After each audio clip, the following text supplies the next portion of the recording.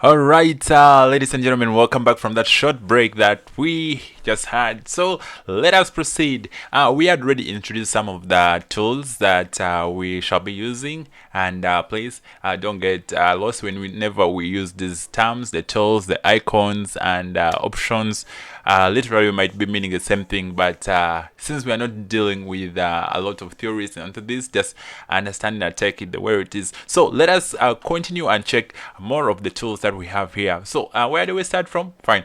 Let's start with these tools that we have in this middle window here. Okay, now when you check in this middle window, the first tool is this arrow. It's what we call the selection tool, and the shortcut, as we can see from there, it's V. So the shortcut to the selection tool is V. Now whenever you're doing editing, if at all you don't want to change anything and you're done with using all these other tools, make sure you always come back to the default tool. So the default tool is the selection tool. Please, I always emphasize this. I noticed this last week. I was training some team, and we kept on arguing. We kept on emphasizing the same thing, because each and every time someone will be like, you know what, instructor, please, my video has disappeared.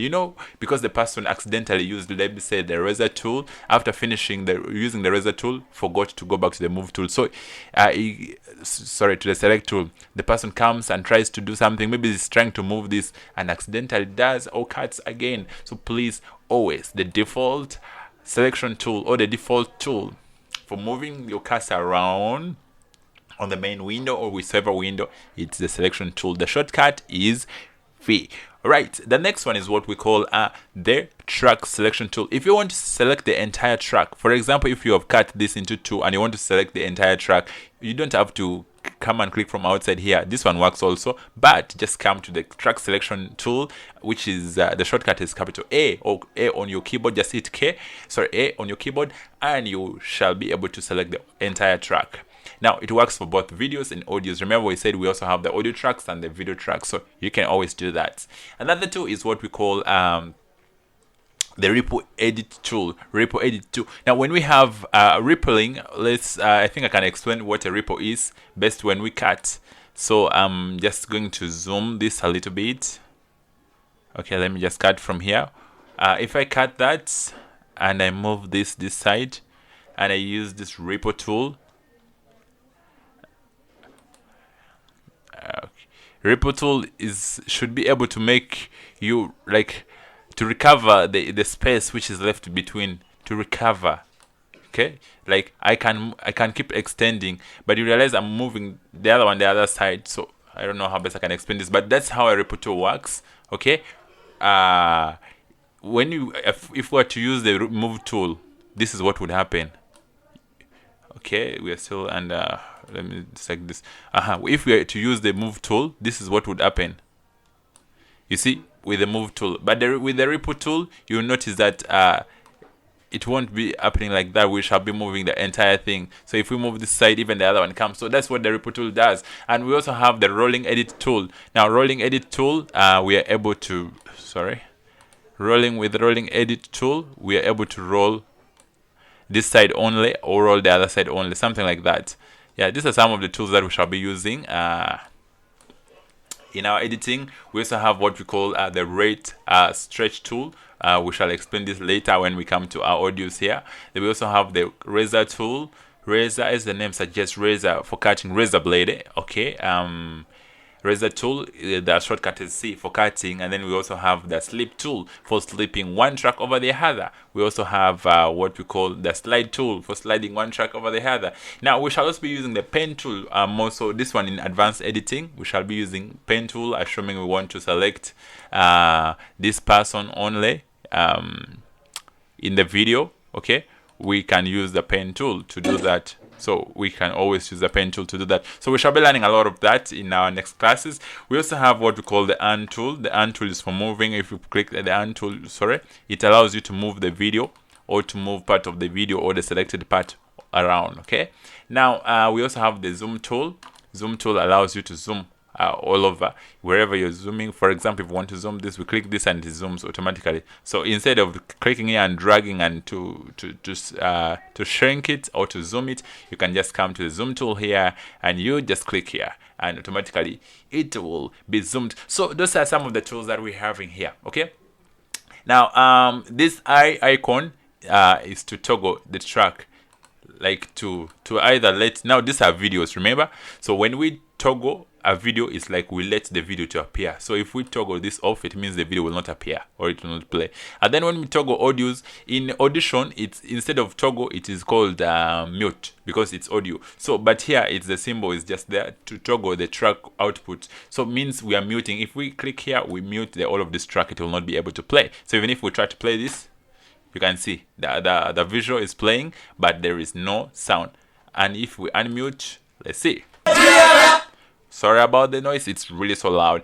But definitely that's what we've been talking about. Those are some of the tools that we shall be using in our editing. Now there are these drop caps or drop collapse caps, so we can always collapse this track. Once we collapse it, we can be able to see other options under it, options like set display style, then keyframes. Now if you're using a different version of Premiere Pro, it might look different. For example, in CC versions, it looks a little bit different. Here you don't have actually the keyframe option here. Instead you have like a combination of frame options, so you'll have to go to frame, then volume, then choose the keyframe. So it's a little different depending on the version you're using. I've chosen to use CS6 because CS6 is old but legendary. People who are out there, graphic editors, video producers, and audio editors, you understand what I'm talking about. CS6 is old, like really old. I think it came around is either 2003 or 2013, one of the 2 years. I was reading some article about it. But being old, it is really, really so rich. To the extent that I have CC 2020 installed on my computer, but I rarely use it because the one which is old is actually very good. It's better for me. Very simple, very interesting. This one is new and complicated and some things are hidden. But anyway, that's not what we're here to talk about. So we said we can always set the display style, either to show the head and the tail, the head only, to show frames, and all the things. We shall be looking at all that in our next video, because we shall be now doing a practical session. Now here we also have the playhead position, what we call the indicator. This is what for them they call the playhead position. Let me just mute this audio because it's too loud. So you can just do this by dragging around these values. We shall be moving the indicator or the playhead position, or you can just come and click where you want it to be. Okay, you can just or drag it and take it wherever you want to have your playhead position. Now let's go ahead and look at some of other tools. I think we are done with this window. Of course, now this is the timeline. It's showing us a time. This one also, you can scroll it up and down. For this upper one is for the video section of tracks. The downer one is for the audio section of tracks. Remember, we said you can always increase or decrease on the tracks. Okay, so we can decrease. We just have to come to these lines between, then we just drag it. Okay, we can always increase or decrease this. Even here, if we want to adjust, we can always adjust it to the left or to the right. Yeah, basically that's that. Now coming onto this window, we also have this tool, the mark out, then the go to in tool. So go to in, rather, the step back, the play, stop, toggle, step forward. All these tools, we shall be using them. So I think I'll be able to talk about them better when we are actually using them. Now let's come back to this source window. So I'm just going to delete this because I want us to do something. Now here onto this window, which we call the source window, which we said is for previewing. It allows us to preview. So for example, if we want to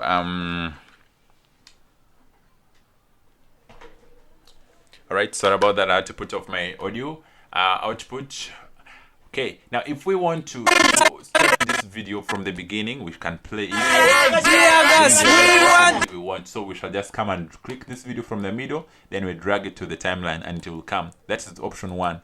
Now, if we don't want the entire video to come, we can choose the point where we want the video to start. So what we shall have to do, we shall have to mark in and mark out. Okay, we mark in and mark out. We mark in by using I, then mark out by using O. Those are shortcuts. For example, if we play the video and we want it to start from here, we would just go ahead and press I. So when you press I, you see it starts to this thing turns green, and once you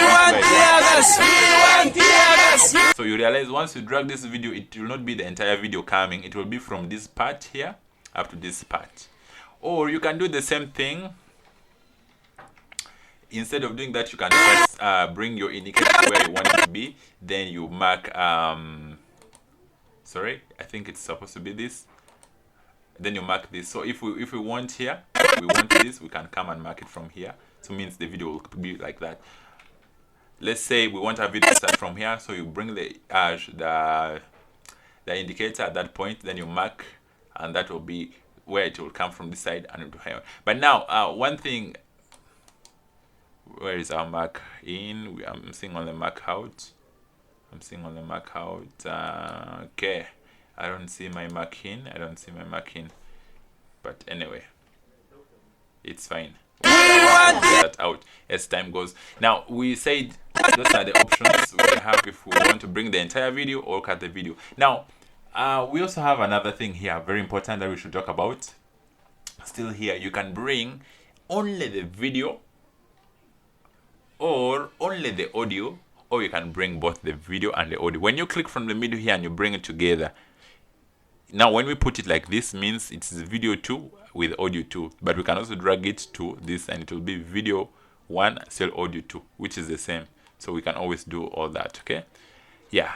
I was saying we can bring the whole video with its audio like that, or we can bring the video only. Now this icon is for drag video only, so we can drag the video only and bring it to this track, and then we can leave the audio out, or we can also drag the audio and put it there.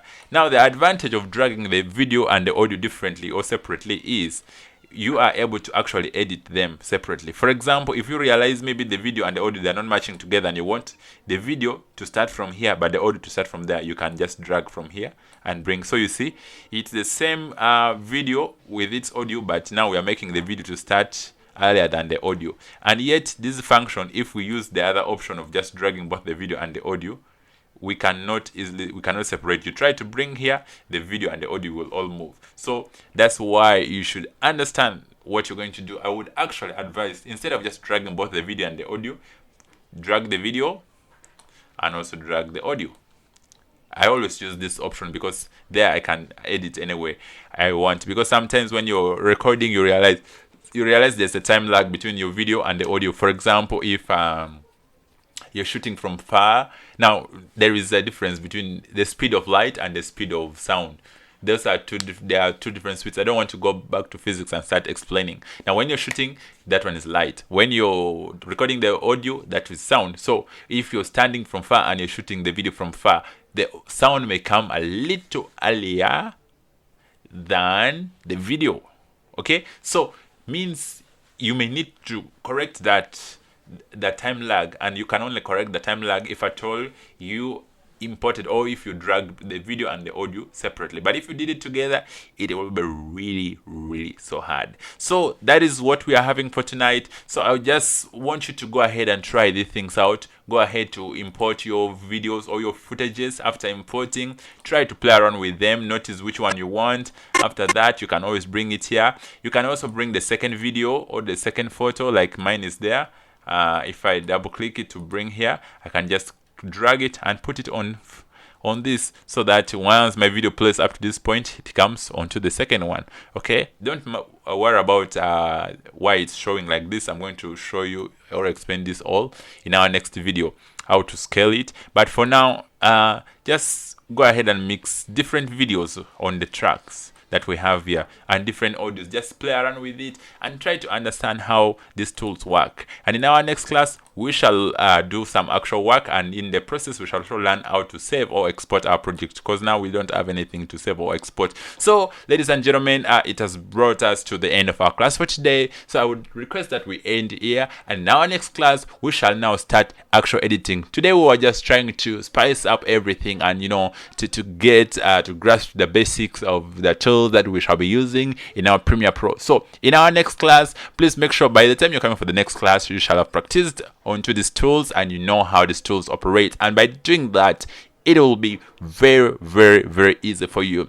Those ones who have not been able to go through the notes, please make sure you go through the notes. And remember, in case you're facing any difficulty or any challenge, you can always reach out to me. You can call me on my personal cell phone, that is 0770 771 or 0754 or you can call direct to Agape Media official lines, that's 0393 You can also send us a WhatsApp message, and all those numbers are on WhatsApp, or you can also send us an email at agapemediaug@gmail.com, or else you can reach us in any way you want. Anyway, thank you so much for tonight. Let us end our class here. My name has been Luke Davis from Agape Media. Have the best of your evening.